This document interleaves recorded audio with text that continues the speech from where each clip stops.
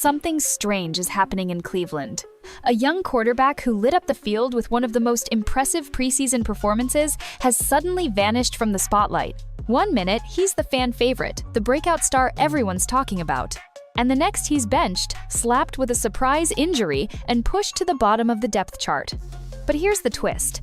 People close to the situation are saying this injury might be nothing more than an excuse. The timing? Too perfect. The decisions? Too calculated. And now, the buzz online is impossible to ignore. Is this really about protecting a player, or is someone pulling strings to keep him off the field? Because when a talent this undeniable gets sidelined out of nowhere, you know something's up. The first red flag showed up quietly, but it didn't stay quiet for long. During early drills, reports broke that Shedeur Sanders had suffered an oblique injury. Eyebrows immediately went up. An oblique injury? This wasn't some horrifying on-field collision. It was described as soreness, tightness in the torso, something nearly every quarterback deals with during intense practice routines.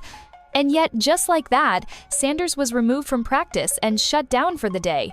No reps, no visibility, no further clarification. But what really made heads turn wasn't the injury itself, it was the timing.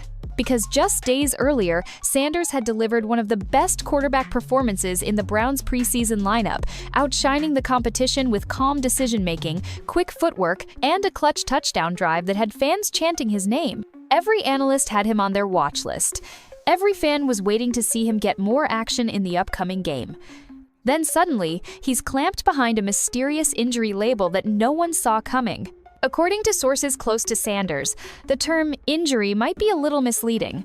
People inside his circle are calling it exactly what it is: soreness. The kind of soreness every athlete plays through. In fact, they say Shedeur had already played through that pain in previous matchups and never blinked.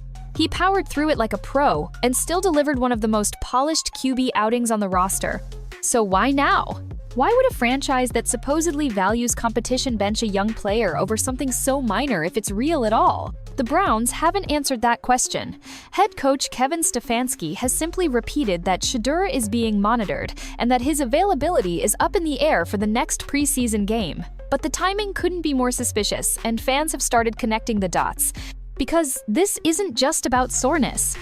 It's about opportunity, or the lack of it. Sanders was just starting to build real momentum. He wasn't just filling a roster spot, he was pushing for playing time, and that momentum scared people. The QB room in Cleveland is already crowded, with politics, contracts, pressure from above, and bruised egos all fighting for room on the depth chart.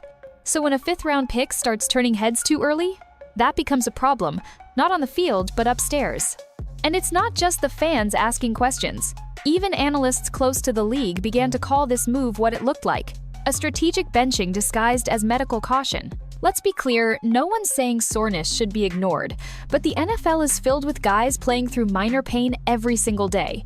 You don't get to this level without some grit. And yet, in Sanders' case, that pain suddenly became the justification to remove him from the spotlight entirely.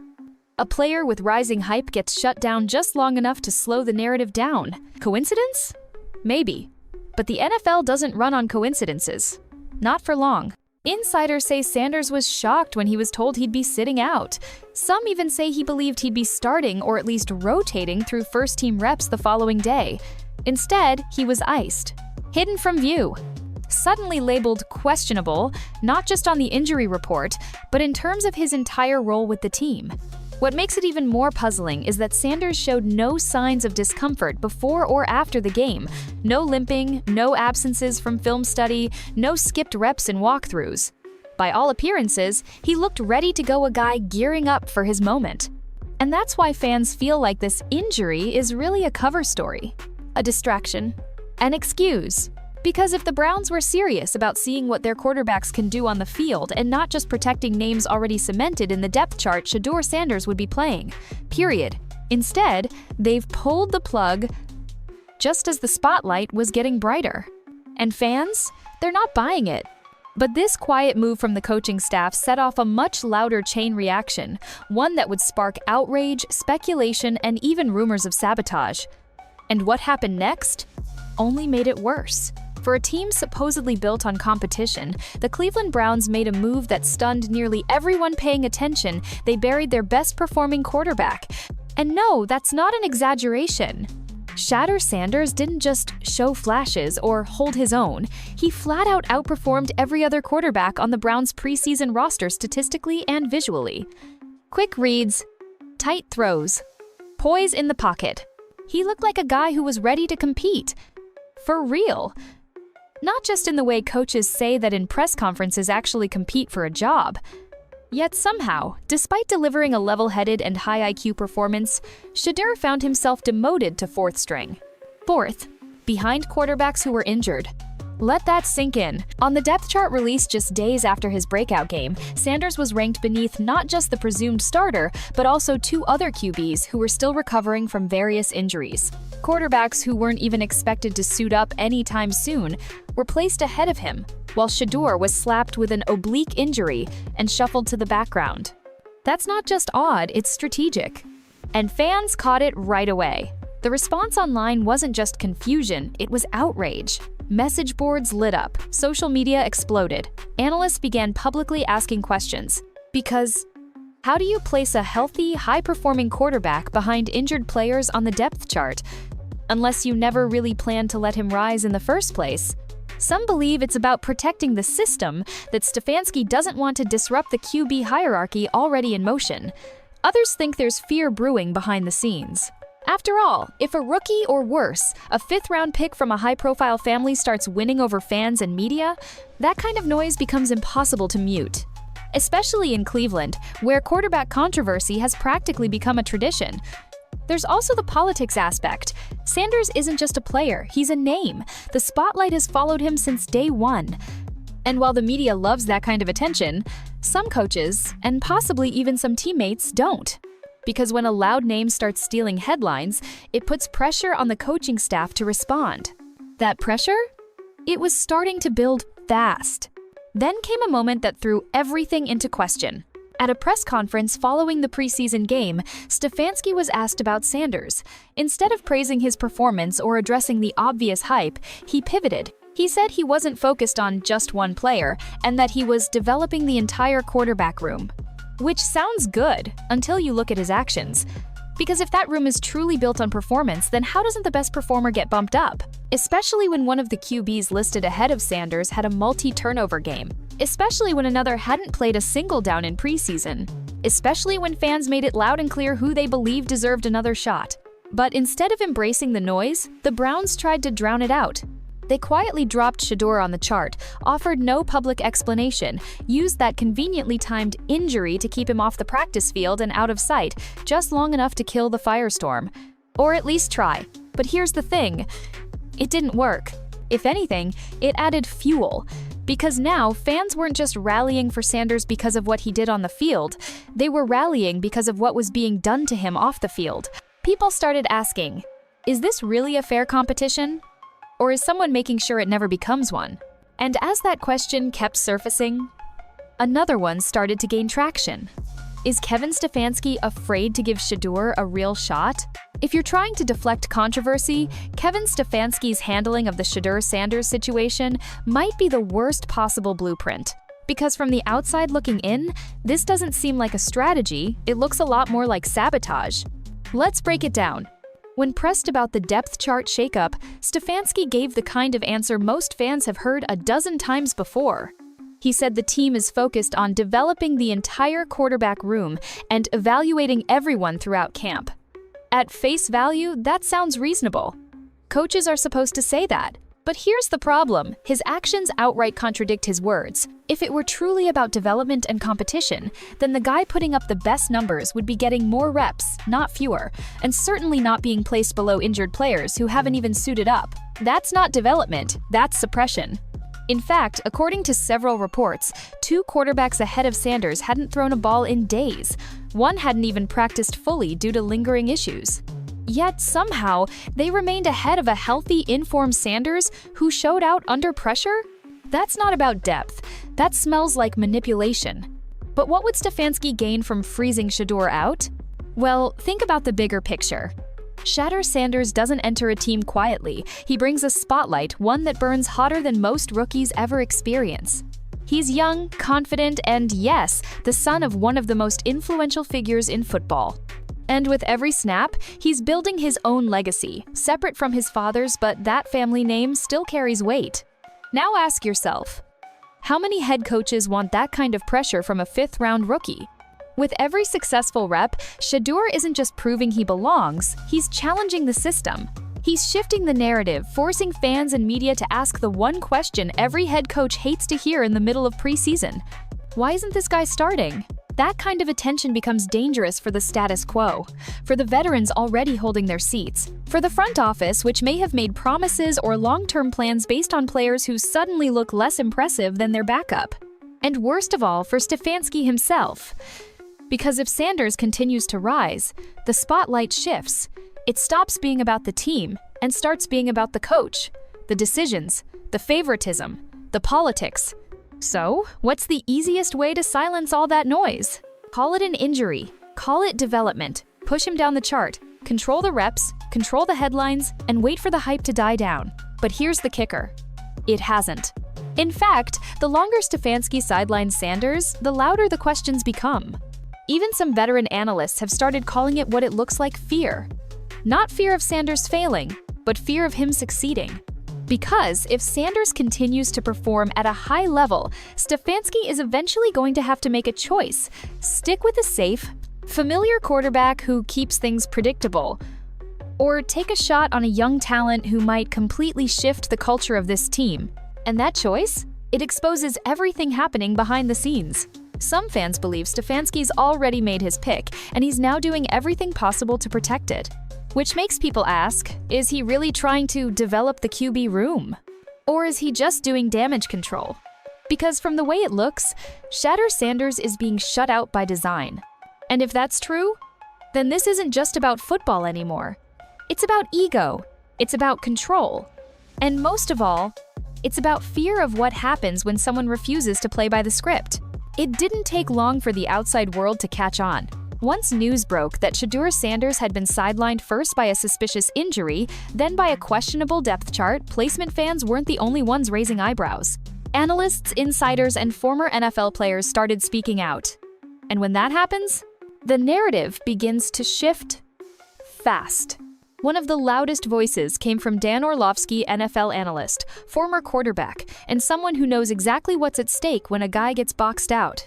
Orlovsky didn't sugarcoat anything. He went straight at head coach Kevin Stefanski, calling the Sanders situation what it appeared to be: a complete mismanagement of talent. On national TV, Orlovsky looked dead into the camera and asked, "What more does Shedeur have to do to earn a real shot?" And he wasn't alone. Other insiders echoed the same sentiment.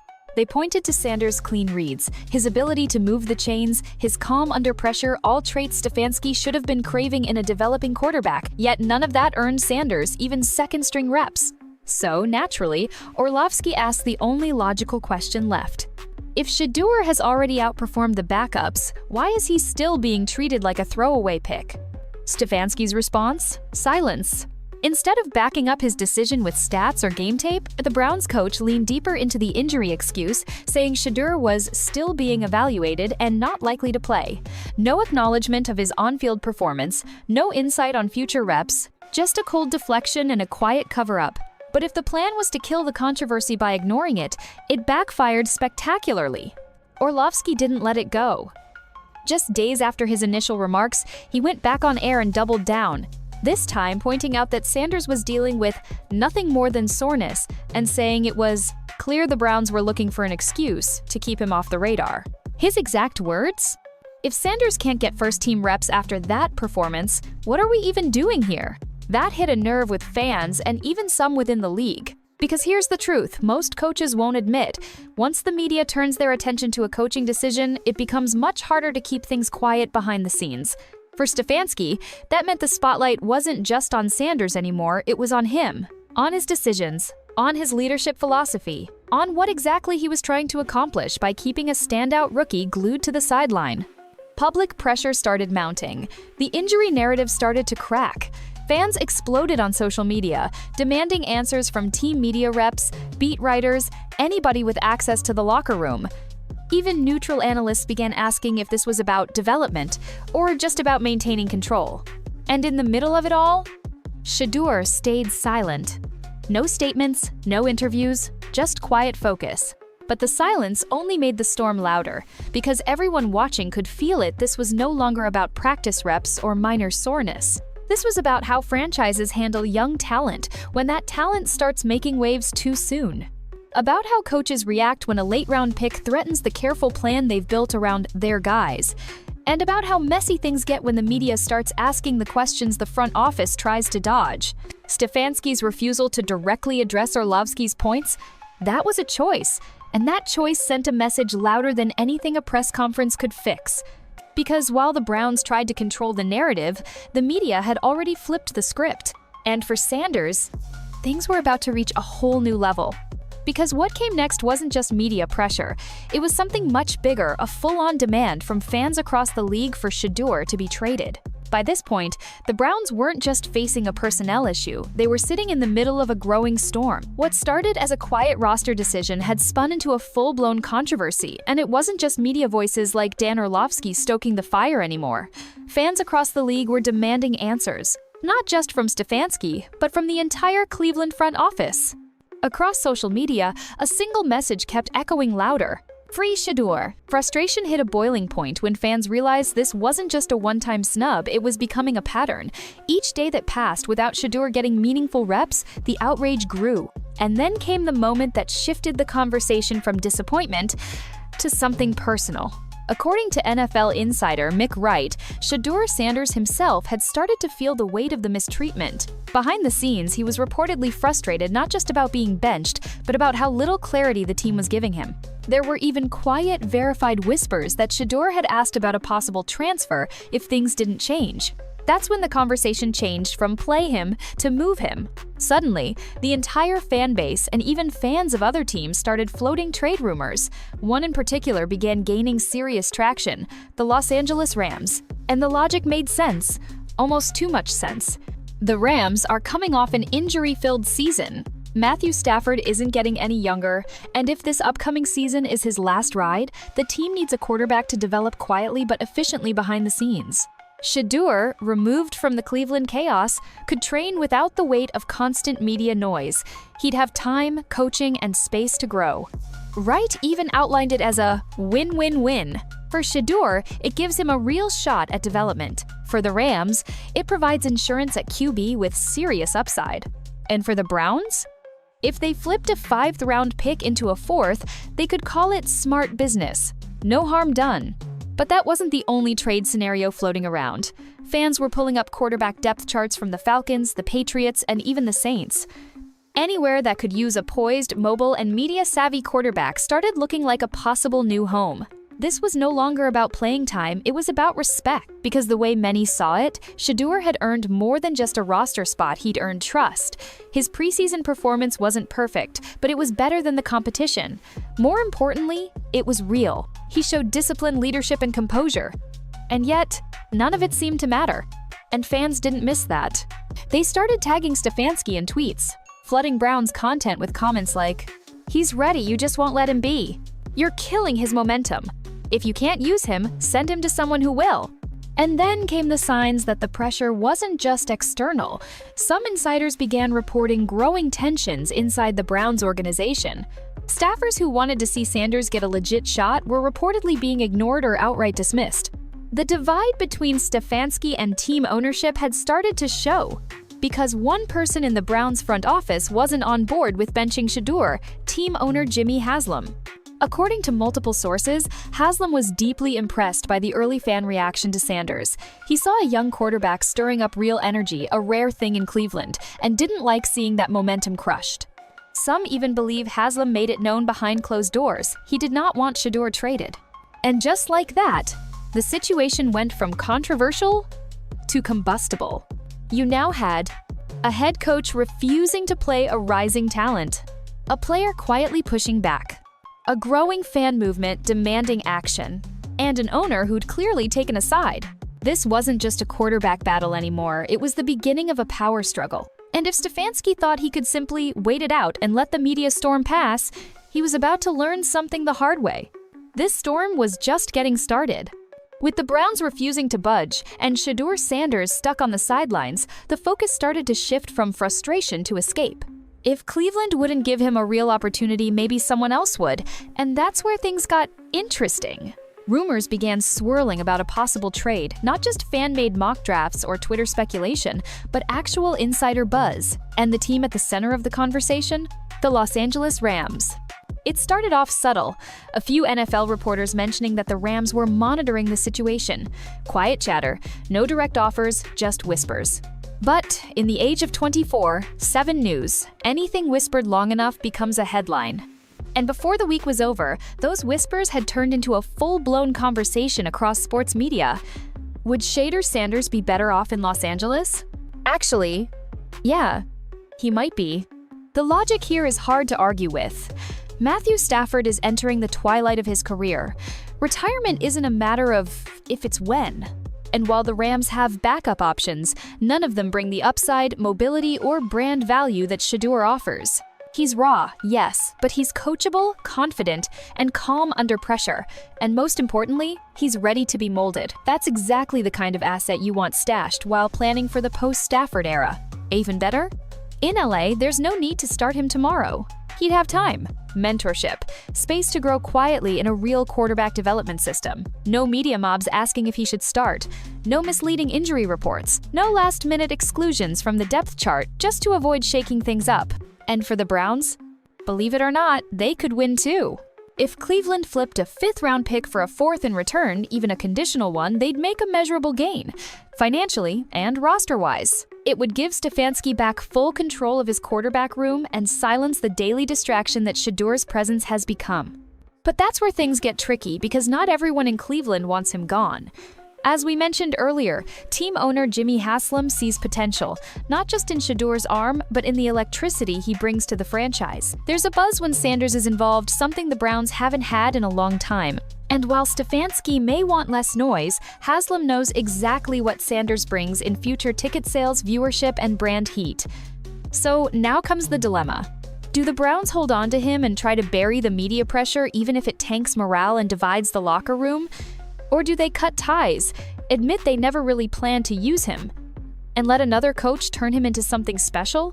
The Rams trade rumors haven't been denied. That's important, because in the NFL, if a team wants to crush a rumor, they do it quickly. This one? It's been given room to breathe, to grow. Some insiders think the teams have already had exploratory talks. Nothing formal yet, but feeling each other out. If Stafford starts showing signs of wear this season, or if the Browns stumble early and need to shake things up, this might go from just a rumor to a headline. And if not the Rams, don't be surprised if other franchises swoop in. The Falcons, Patriots, Saints, Seahawks. Even teams with young QBs already in place may think twice because Shedeur brings something special you can't teach: attention. Love it or hate it, when he steps on the field, people watch. And in today's NFL, that's currency. So the Browns have to decide, how much is that attention worth? Are they willing to let it walk away? Because if they keep playing the long game, keeping him injured while bumping him down the chart, they might find out the only people hurt are themselves. And once someone like Sanders finds a team that actually believes in him, it's not just a trade. It's a redemption arc, a new chapter. And maybe, just maybe, the Browns will look back and realize they gave up a star before he even had a chance to shine. If the heat outside the Browns facility was already intense, what's simmering inside might be even worse. For weeks, the Shedeur Sanders saga looked like it was being controlled from the sideline coaches' decisions, front office politics, and roster moves made quietly, even if they caused a storm online. But now, it's no longer just about the coaching staff. Browns owner Jimmy Haslam has entered the chat. Let's rewind for a second. From the start, Haslam didn't seem too interested in interfering with camp decisions. Like most owners, he let the football people handle the football stuff, until things started looking suspect. When Sanders was demoted on the depth chart for no clear reason, when an oblique soreness became the excuse to bench him, and when fan backlash hit critical mass, Haslam reportedly started asking questions. Real questions. Direct ones. According to team insiders, Haslam wasn't just confused about Shedeur's sudden disappearance, he was disappointed. He had watched the same preseason performances the public did, saw a young QB handle pressure, lead drives, stay composed, and generate real energy among fans, and then vanish from the plan. To Haslam, it didn't add up. And more importantly, it didn't sit right. People close to the organization say Haslam sees the big picture. He knows the Browns haven't had legitimate quarterback buzz in years, not since the brief flashes during the Baker Mayfield era.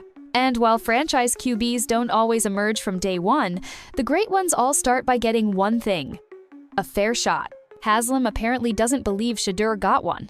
This puts Kevin Stefanski in a dangerous position, because what once looked like his call as head coach is starting to feel exposed. His choice to bury Sanders, mask the move with injury reports, and stay publicly quiet about it hasn't just backfired, it might have fractured the trust between him and Haslam. Think about it. You have a coach executing a controversial strategy with almost no transparency, and an owner watching one of his most promising assets get devalued for no clear reason while the fan base begs for him to step in. That's not just tension. That's an organizational divide. And now, Stefanski is cornered. If he walks back the decision and plays Shedeur, it looks like he's giving in to pressure, not exactly the flex a head coach wants. But if he holds the line, keeps Sanders buried, and the team starts losing games or facing QB struggles, guess whose job becomes the conversation? But here's where things get really messy.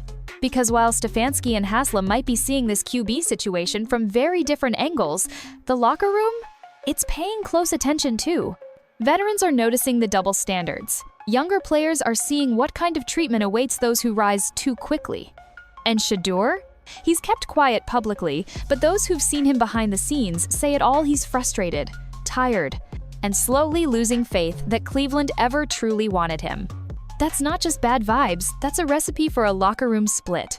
Some players back the coach, others back the kid everyone knows is being snubbed. And somewhere in the middle of that chaos sits a franchise that better figure this out fast. Because Haslam's not the kind of owner who stays silent forever. Insiders believe if this fracture continues and Stefanski keeps doubling down on a plan that clearly isn't working, the clock on his control starts ticking. And it won't be just about Shedeur anymore. It'll be about leadership, vision, pride, and whether this regime, Stefanski's regime, is the one fit to take this franchise forward. Because here's the truth. Owners don't tend to side with coaches over quarterbacks who bring headlines, highlight reels, and jersey sales. Especially when the evidence is clear, the kid's done his part. It's the system that hasn't. After all the noise, the speculation, and the chaos, one question remains: what are the Browns really doing with Shedeur Sanders? Because at this point, it's impossible to deny something strange is going on. A rising quarterback delivers one of the best preseason performances on the roster and gets downgraded, buried behind injured players, pulled from practice with a suspicious injury, then left off the field completely, while others, with lighter resumes and weaker results, keep getting chances. That's not normal. And it's definitely not football logic. Call it strategy if you want. Call it development. But let's be honest, something deeper is happening behind the scenes. Whether it's ego, fear of controversy, or just plain politics, Kevin Stefanski is playing a dangerous game. And with trade rumors heating up, tensions in the locker room rising, the media circling, and the owner himself starting to push back, the clock is ticking on this situation. And here's the cold truth. If this is really about seeing who earns it, then Shedeur's already won. On the field, he's shown confidence, resilience, and more smart football than some veterans show in a full season. He's not just a rookie with raw talent, he's a player who's ready to compete. And yet, the Browns are acting like he's a problem to solve, not a weapon to use. Now, the conversation's no longer just about playing time. It's about respect, development, rep count, trust, and whether or not the Browns are even built to nurture young stars like Sanders when they emerge too soon or shine too bright. And that brings us to you. Let's open it up. Do you think Shedeur Sanders is being held back on purpose? Or is there a legitimate reason behind his benching? Is this just growing pains for a young QB? Or a clear example of sabotage, plain and simple? Should the Browns trade him now while his value's high? Would a move to the Rams or another team give him the runway to reach his true potential without all the noise? And here's the big one. Is this a Shedeur problem? Or a Stefanski problem? Because when a team silences a rising talent instead of celebrating one, that's a red flag. And when that silence is met with media backlash, fan outrage, tension from ownership, and calls for a trade, that's not just drama. That's a franchise at war with itself. So where does Shedeur go from here? Does he stay, fight, and grind his way out of fourth place to prove a point that, let's be real, he's already proven? Or does a parting trade become the best-case scenario for everyone involved, letting him walk away before the Browns bury someone who might become a star for another team? Time will tell, but with the season heating up, decisions are coming. Fast. Cleveland's about to find itself in a lose-lose if they're not careful. And Shedeur? He's got the world watching now.